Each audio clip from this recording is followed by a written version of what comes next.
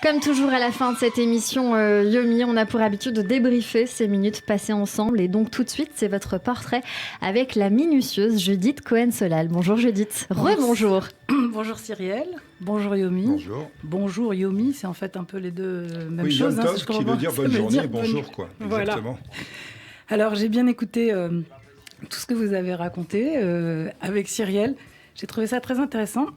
Et alors si vous me permettez, je vais retracer à ma manière le fil de votre parcours, d'un peu de votre vie, quoi, tel que moi je l'ai entendu. Je vous en prie.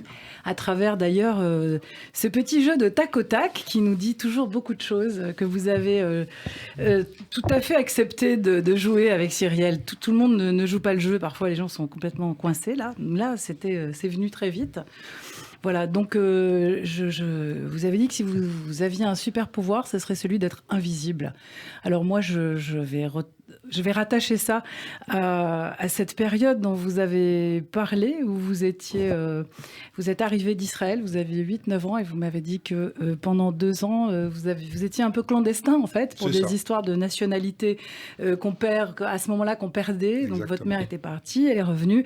Et donc, je comprends que pendant 2 ans, il fallait être invisible. Vous étiez clandestin, et de fait, vous étiez invisible parce que vous n'étiez pas notifié nulle part. Voilà, et que vous n'avez donc pas été scolarisé, ce qui n'est pas rien du tout. Et donc, être invisible, quand même, c'est pas rien. Je comprends donc que c'est quelque chose qui vous a beaucoup marqué, puisque aujourd'hui, spontanément, vous dites le super pouvoir, c'est d'être invisible. Je comprends aussi que vous êtes revenu d'Israël, donc avec vos parents, votre mère était partie en Israël. Quand on revient, ça veut quand même dire parfois que tout n'a pas toujours marché comme on voulait. En tout cas, qu'on veut retenter sa chance, donc c'est pas simple. Ça veut dire pour vous, c'est un exil, puisque vous étiez né en Israël, que vous vous retrouvez dans une langue qui n'est pas la vôtre, et que tout ça, c'est quand même un petit peu traumatisant. Et aussi que comme tous les enfants qui vivent cette situation-là, il faut aider les parents. En tout cas, on est tous solidaires, et que c'est pas une période facile pour les parents, et que de tout d'un coup, les enfants se transforment un peu comme protecteurs des parents. Et j'entends ça aussi parce que vous disiez que justement, quand tous les autres jeunes allaient s'amuser, vous travaillez. Donc je comprends que vous travaillez parce que il fallait aider les parents et qu'on n'allait pas les lâcher. Et que ça, je trouve que c'est assez formidable. Et d'ailleurs, vous avez dit que pour vous, la plus belle qualité, c'est la générosité. Et moi, c'est quand même ce que j'entends à travers tout ce que vous racontez, c'est que vous êtes beaucoup dans la générosité. Parce que, d'une certaine manière, vous avez commencé par aider vos parents. Et puis, vous avez continué. Alors, finalement, c'est assez paradoxal parce que, bien entendu, les gens sont tentés de dire « Oui, mais bon, alors il avait une affaire, mais enfin, c'est son père qui lui a donné. » Mais on comprend bien qu'au fond, c'est vous qui l'avez fait fructifier.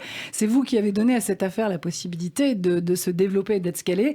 Et quand même, il y a toujours cette histoire des fils d'eux. Alors, avec cette question aussi de la légitimité, encore une fois, la question d'être invisible ou pas.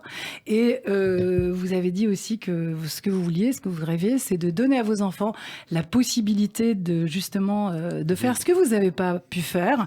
Donc, je comprends que là aussi, vous êtes retrouvés dans une grande générosité entre aider vos parents, vouloir donner à vos enfants, et qu'il a fallu attendre aujourd'hui pour que vous trouviez et que vous puissiez prendre votre voix, et donc votre voix VOX, parce que là, enfin, vous vous autorisez à faire quelque chose qui vous plaît, et on comprend que ça fait tout un moment quand même que vous avez beaucoup donné aux autres, et que vous étiez même pas posé la question de qu'est-ce que vous aviez envie de faire, ou en tout cas, si vous l'étiez posé, c'était pour vous dire non, mais il y a autre chose de plus important à faire, il faut donner aux autres. C'est exactement ça. Et je trouve que c'est vraiment remarquable, surtout que vous le dites pas comme ça, donc ça n'en est que plus remarquable. Et l'as du falafel, je vais finir avec ça, on se demande quel est le secret de ce succès, parce que quand même, quoi, du falafel, la boulette de pois chiche dans de la pita. Et là, je me suis dit, en vous écoutant, non mais j'ai compris. Alors d'abord, ça m'a rappelé la sortie d'Égypte, et quand on mangeait la manne, j'ai pensé à ça. Et après, je me suis dit, pourquoi la manne ? Je sais pourquoi j'ai pensé à la manne, parce que vous savez qu'on dit que la manne, elle avait toujours la même apparence, mais chaque fois un goût différent. C'est ce que racontent les Midrash. Donc, ça veut dire que tout d'un coup, ça m'a rappelé ça. Je me suis dit, le falafel, ça a toujours la même tête, mais vous racontez qu'il y a des gens tellement différents vous êtes arrivé par votre sens de l'accueil et une certaine forme donc de générosité, même envers ceux qui viennent dans votre restaurant. Vous avez envie d'ouvrir les portes, d'accueillir. Donc il y a des gens complètement différents. Et j'imagine bien que vous avez dit, il y a des noirs, des femmes voilées. Évidemment, pour chacun, ce falafel, il n'a pas le même goût, il ne représente pas la même chose, il ne rappelle pas les mêmes souvenirs. Donc vous avez réussi à faire en sorte que les gens veulent venir chez vous parce que ce falafel, il a pour eux le goût de quelque chose, de la nostalgie, un goût très particulier qu'ils trouvent chez vous et pas ailleurs. Donc, je me dis que si c'est un petit peu l'histoire de la manne, et comme vous êtes parti d'Israël, peut-être que vous, un peu comme Moïse, vous attendez de savoir quand est-ce que vous allez rentrer au pays ? Merci beaucoup, Judith Cohen-Solal, c'est très joliment dit. J'adore. Et ben voilà, très joliment dit. Merci Judith, on se donne rendez-vous mercredi pour la dernière de la saison. Ah bah oui, à mercredi. Évidemment, ensemble. Merci beaucoup, c'est la fin de cette émission. Yomi Perret, c'était un bonheur de vous avoir avec nous. Aussi. Merci pour cet échange. Je rappelle que vous êtes devenu DJ et patron de l'As du Falafel, 34 rue des Rosiers, Paris 4e. On vous retrouve au platine le samedi 9 juillet chez Mila, à la péniche port de la Bourdonnais dans le 7e et le 3 août au Matignon, avenue Matignon dans le 8e. Un tout petit mot de la fin qui vous revient. Et le 20 juillet au Mirage aussi. Et bien voilà, c'est un rendez-vous pris et on viendra toujours à l'As du Falafel évidemment. Et vous serez toujours bien reçus. C'est un plaisir de vous avoir eu avec nous et on viendra. Merci Vanny. Merci d'avoir été mon coup de cœur du jour sur Radio J. Notez que vous pouvez réécouter nos invités, toutes nos rubriques en podcast, cette émission sur le site officiel de Radio J, radioj.fr et sur YouTube et toutes les plateformes de streaming.